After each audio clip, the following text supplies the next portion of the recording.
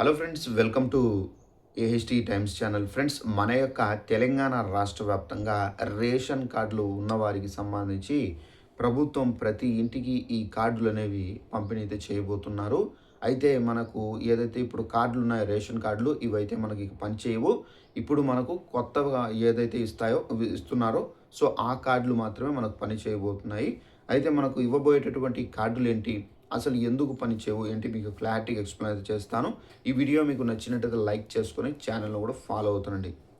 ఇక వివరాల్లోకి వెళ్ళినట్లయితే మన యొక్క తెలంగాణ రాష్ట్ర వ్యాప్తంగా రేషన్ కార్డులు ఉన్నటువంటి ప్రతి ఒక్కరి ఇళ్ళకి వచ్చి ఇలాంటి కార్డు అనేది పంపిణీ అయితే చేయడం అయితే జరుగుతుంది. ఇక మనకు ఏదైతే పాత రేషన్ కార్డులు ఉన్నాయో ఇవైతే ఇక చెల్లవు.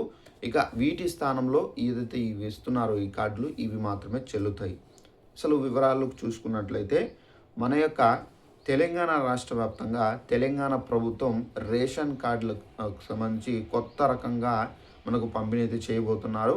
అయితే ఇప్పుడు మనకి ఏదైతే రేషన్ కార్డులు ఉన్నాయో వీటి స్థానంలో స్మార్ట్ రేషన్ కార్డులు అని చెప్పేసి పంపిణీ అయితే చేయబోతున్నారు.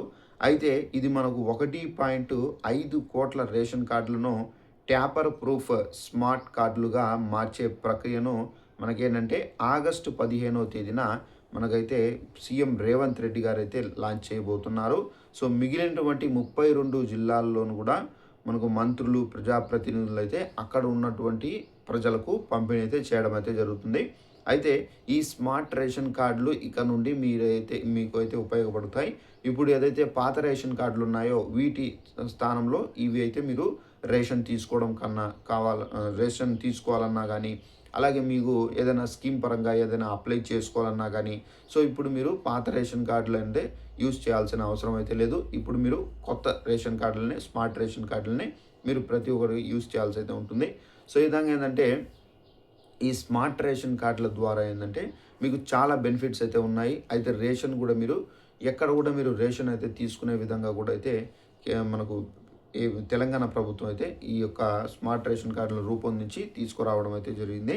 సో ఈ విధంగా మనకు స్మార్ట్ రేషన్ కార్డులు తీసుకోవాలంటే కనుక తప్పనిసరిగా మీరు ఇళ్ళ దగ్గర ఉండాలి.